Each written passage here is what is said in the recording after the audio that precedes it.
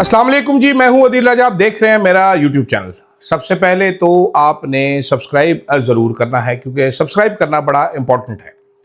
साथ साथ आपने मुझे फीडबैक भी अपना ज़रूर देना है। जनाबे वाला, तहरीक इंसाफ को एक बड़ा झटका लग चुका है और मज़ीद झटका लगने को है। वो मैं आपको एक्सप्लेन करता हूं कि कैसे होगा।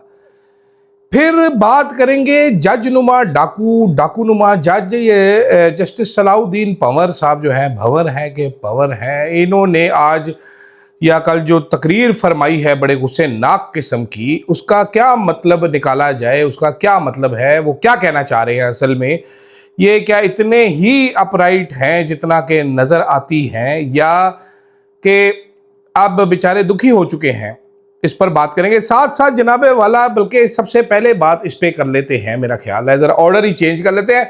नहीं, इसको बात नहीं करते, छोड़ो दफा करो। मोहसिन नकवी साहब वज़ीर आज़म बनने जा रहे हैं, ये क्या खबर है जनाबे वाला? इस पर कुछ थेरी भी है, कॉन्स्पिरेसी। पीटीआई के अंदर से क्या मोहसिन नकवी की मदद की जा रही है? बड़ी इंटरेस्टिंग थेरी है, वो भी आपको सुनाता हूँ, कुछ साजिशी जहनों ने बताई है। लेकिन सबसे पहले जनाबे वाला, तहरीक इंसाफ के मुतअद्दिद रहनुमाओं को नाअहल करार दिया जा चुका है। 10 साल की सज़ा, बाटा लूट सेल सज़ा।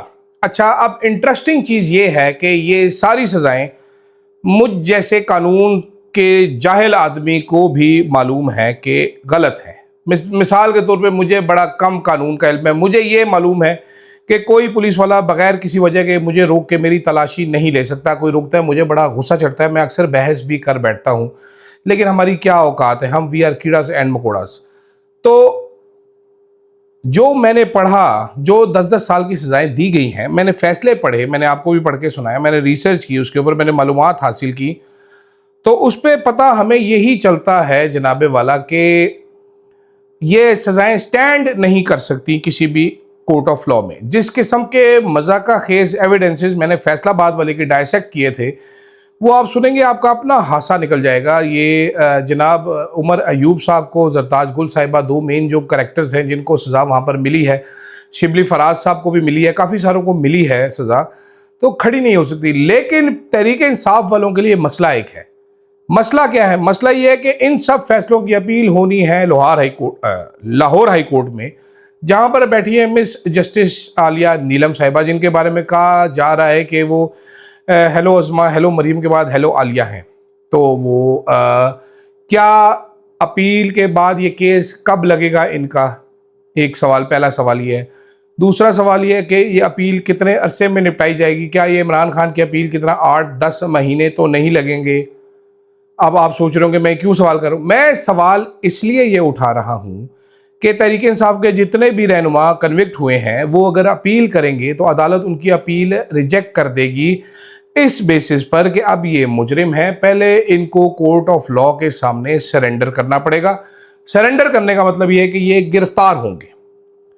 जब ये गिरफ्तार हो जाएंगे जनाबे वाला, फिर ये अपील फाइल कर सकेंगे। फिर वो appeal Lahore high court entertain करेगा। अभी तक मेरी इत्तला के मुताबिक जरताज गुल साहिबा ने अपील फाइल कर दी है। हाँ, इसके अलावा इजाज़ चौधरी साहब ने भी अपील फाइल की है, सेनेटर साहब ने। उनकी अपील ज़रूर टेकअप होगी और उनका फ़ैसला अगर जल्दी होता है, टेस्ट केस होगा, तो ये बाकी सब का भी उस केस में फ़ैसला उड़ने के इम्कानात मौजूद हैं। लेकिन कैच 22 सिचुएशन ये है कि अगर इन्होंने अपील अपनी लगवानी है तो गिरफ्तारी देनी पड़ेगी। ये लोग ये भी कह सकते हैं कि ये लोग मौका वारदात से गायब रहें और गिरफ्तारी ना दें। ऐसी सूरत में इनके पास फैसला जारी होने के बाद 30 दिन का टाइम है अपील हायर कोर्ट में फाइल करने का। अगर ये उन 30 दिनों के अंदर सरेंडर करके अपील अपनी नहीं ओके करवाते, तो फिर ये अपील का हक खो बैठेंगे और इनके डिसीजन को फाइनल 10 साल की सज़ा तस्वर किया जाएगा। फिर इनको दोबारा एक केस करना पड़ेगा कि मेरी अपील सुनी जाए, और जज साहब की मर्जी है, वो कहें नहीं जी आपको उस दिन नहीं आए तो अब आपकी अपील नहीं सुनी जाएगी। तो एक प्रॉपर कैच 22 सिचुएशन है। क्या जरताज गुल साहिबा, शिबली फराज साहब, उमर अयूब साहब, क्या ये सब लोग अब जेल जाएंगे? मेरी अंडरस्टैंडिंग क्या है जी, बिल्कुल जाएंगे। इनको जाना पड़ेगा जेल, ना चाहते हुए भी इनको फाइल करना पड़ेगा। इनको वैसे भी इंसाफ नहीं मिल रहा है, गिरफ्तार हो जाएंगे, तो ये गवर्नमेंट कोशिश करेगी कि इनको लंबे अरसे तक गिरफ्तार रखा जाए। आई हैव नो आइडिया ये क्या सोच रहे हैं और ये कैसे एक्ट करते हैं, लेकिन ये फिलहाल मुझे नज़र आ रहा है। अच्छा, इसके बाद जनाबे वाला जज की बात करनी थी, लेकिन जज की बात को नीचे ले जाते हैं। हाफिज़ हमदुल्ला साहब ने एक इंकशाफ किया है। ये इंकशाफ इससे पहले शहजाद अकबर साहब कर चुके हैं। शहजाद अकबर साहब मेरे बड़े अच्छे दोस्त हैं, वो घूमते फिरते रहते हैं, उनको फ़ोन करो तो उठाते नहीं हैं। वीलॉग करके कह देते हैं कि जनाबे वाला अदील मेरा फ़ोन नहीं उठाता। तो उनके जो जो उनको देखता है उनको कमेंट ज़रूर कर दें कि सर ऐसे ना किया करें आप, आजकल आप तो बड़े वीलॉगर हैं, हम छोटे छोटे यूट्यूबर हैं, हमारी भी सुन लिया करें कॉलें कभी। ऐसे नहीं होता ना कि फ़ोन ही ना चुको किसी का। तो जनाबे वाला उन्होंने स्टोरी दी थी कि मोहसिन नकवी साहब झंग से इलेक्शन लड़ना चाहते हैं, और वो क्योंकि झंग उनका आबाई इलाका है तो उनको लगता है कि वहाँ पर बड़ा उनका माल मतंजन बिकेगा, तो वो और सेक्रेटेरियन बेस भी है उनके इलेक्शन लड़ने की, तो इसलिए वो वहाँ से इलेक्शन लड़ें। अब वहाँ से इलेक्शन लड़ने के लिए सीट मौजूद है शेख वकास अकरम साहब की, वो सीट खाली करवानी पड़ेगी। वो सीट खाली करवाने के लिए आए हैं चीफ टाउट अयाज सादिक साहब। उन्होंने आके अपना कंधा पेश किया हमेशा की तरह, और उन्होंने मोड़े होके कहा जी चलाओ गोली। तो वो गोली शेख वकास अकरम साहब की जानिब दाग दी गई है। उस पर गौर साहब ने जज्बाती तकरीर भी की है, लेकिन आपको पता ही है कि यहाँ पर कानून कितना है और क्यों है, तो इसलिए बल्कि जज ने तो ये कहना है देखें अदालत के मामले में हम आहनी दीवार है, हम नहीं कर सकते, पार्लियामेंट सुप्रीम है। तो जनाबे वाला ये होने जा रहा है। अब इसमें एक साजिशी थेरी भी है।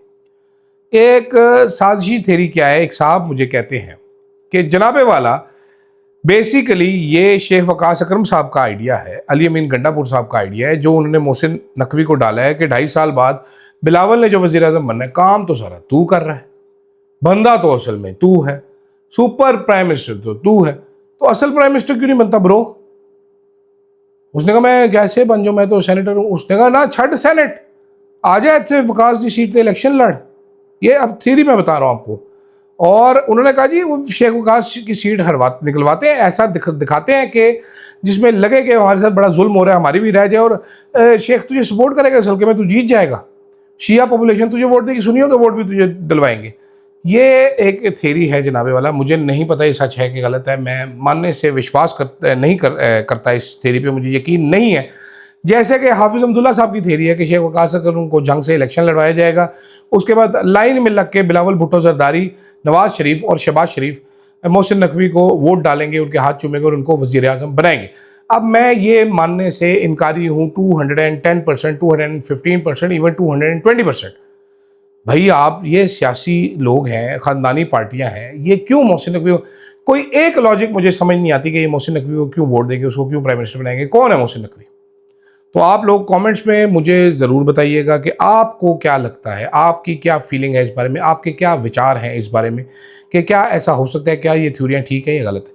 साथ साथ जनाब सलाउद्दीन पवर साहब, उन्होंने आज बड़े गुस्से में थे, उन्होंने कहा हम कोई जज हैं कि डाकू, हम आवाम के लिए काम करते हैं, एस्टैब्लिशमेंट के लिए, बड़े गुस्से नाक हुए हुए थे वो। उन्होंने तकरीर की, वो उनकी तकरीर के मैं टिकट्स पढ़ा था, मैंने तकरीर तो नहीं देखी, जगह रिपोर्टर ने जो ट्वीट किया था मैं वो पढ़ा, तो मुझे याद आ गया कि जब जजेस ने ट्रांसफ़र केस डाला हुआ तो पवर साहब ने ट्रांसफ़र को दुरुस्त करार दिया था, हालांकि सारी दुनिया जानती है कि दुरुस्त नहीं था जस्टिस सरफराज डोगर साहब का। और इस तरह उन्होंने इस्टेब्लिशमेंट को इस्लामाबाद हाई कोर्ट की जगह के डोगर कोर्ट कंस्ट्रक्ट करने की मंजूरी दी थी। तो अब जब चिड़ियाँ खेत चुग चुकी हैं पवर साहब, तो आपको गुस्सा आने का क्या फ़ायदा।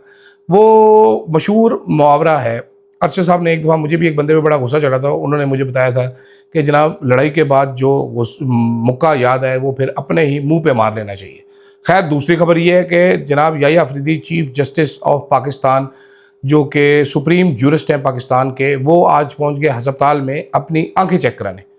हालांकि मेरा ये मौक़िफ़ है कि उनको अपनी लॉ की डिग्री चेक करवानी चाहिए, लेकिन फिर कुछ दोस्तों की राय मैंने पढ़ी तो मुझे यकीन हुआ। उन्होंने कहा जी आपकी इनकी ना सिर्फ आंखों पे बल्कि इनके दिल पे और दिमाग पे भी मोहर लगी हुई है, ट्रीटमेंट उनका यहाँ पर जिस हॉस्पिटल में गए वहाँ पर नहीं हो सकता।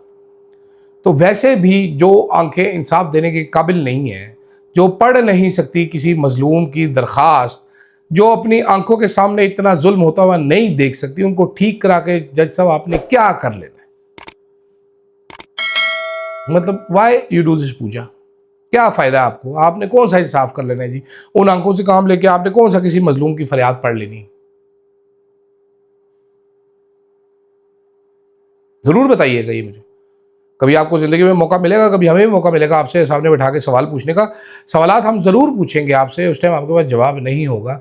मुझे भी मालूम है आप जैसे लोग फिर ऑफ कैमरा क्या दरखास्तें करते फिरते हैं लोगों से, कैसे कैसे विनतियाँ करते हैं, तरले करते हैं। खैर जनाब, छोटी सी वीडियो करते हैं, लंबी वीडियो करने का फ़ायदा कोई नहीं होता। छोटी छोटी वीडियो में लोगों को भरपूर इन्फॉर्मेशन दे दीजिए। आप मुझे फीडबैक ज़रूर दीजिएगा कैसी लगी आपको ये वीडियो। और आप लोग बहुत ज़्यादा वो कमेंट करते हैं कि जी रिसर्च बेस्ड आप जो एनालिसिस करते हैं, जो रिसर्च करके हमें बताते हैं वो बड़ी अच्छी होती है। तो वो वीडियोस जो है उसमें जनाबे वाला टाइम बड़ा ज़्यादा लगता है। प्रॉब्लम ये है, अब मैंने कोई 3 अदद टॉपिक्स पे रिसर्च शुरू की हुई है। मैं आपको बताता हूँ टॉपिक्स, मैं आपको बता देता हूँ जनाबे वाला, आप वो टॉपिक्स ज़रूर देखें ताकि आपको आइडिया हो जाए और आपको पसंद भी आएंगी। वो मुझे पूरा पूरा यकीन है। मैंने टॉपिक्स यहाँ पर सेव भी करके रखे हुए अपने पास चॉइस साहब, क्योंकि आपको पता है सेवर मैं बहुत बड़ा हूँ। ठीक है, एक तो मैंने टॉपिक सेलेक्ट किया है कि हु रियली रन्स पाकिस्तान। वज़ीर आज़म का चेहरा तो सामने, लेकिन पाकिस्तान चलाता कौन है। फिर एक मैंने टॉपिक सेलेक्ट किया डिजिटल फील्ड मार्शल्स का, और एक उससे कनेक्टेड अगला टॉपिक होगा मेरा कि इन फील्ड मार्शल्स को काबू करने के लिए हुकूमत पाकिस्तान, रियासत पाकिस्तान, इस्टेब्लिशमेंट क्या क्या कर रही है। तो ये 3 वीडियोज़ आने वाली है। कल से कोशिश करते हैं, 1-2 पे मैंने काम मुकम्मल तकरीबन कर लिया है। कल मैं फिर इनको रिकॉर्ड करके आपकी खिदमत में पेश करता हूँ। ज़रा फीडबैक हासिल करते हैं, ज़रा पता चले कि आपको कैसी लगती है। बहुत बहुत इंटरेस्टिंग है ये, मज़ा बड़ा आएगा आपको। खैर फ़िलहाल के लिए मुझे दीजिएगा इजाज़त। अल्लाह हाफ़िज़।